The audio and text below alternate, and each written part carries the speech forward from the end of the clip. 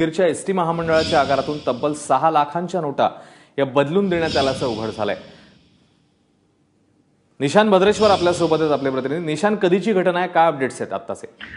अश्विन, ज्या पद्धतीने 8 तारखेला ही घोषणा झाली होती की उद्यापासून नोटा चालणार नाहीयेत, त्याच रात्री ह्या ज्या नोटा आहेत 8 आणि 9 तारीख या तारखेला त्या जवळपास 6 लाख नोटा या बदलण्यात आल्याचा जो होऊन होता किंवा चौकशीतून पुढे आलेलं नाही, अजून चौकशी सुरू आहे।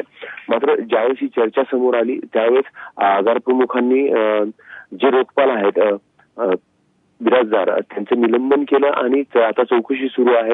नेमक्या किती नोटा बदलल्या, प्राथमिक आकडा तर 6 लाखाचा आहे, मात्र याच्यापेक्षाही आकडा मोठा निघू शकतो अशी माहिती समोर येते। एस.आर. बादशाह उदगीरचे जे आगार प्रमुख आहेत ते आता चौकशी करतायत, मात्र जे लोकपाल आहेत बिराजदार त्यांना निलंबित करण्यात आलेलं आहे। चौकशी अंती याच्यातले सगळे चित्र स्पष्ट होईल। अश्विन, निशान, धन्यवाद या सगळ्या माहितीबद्दल।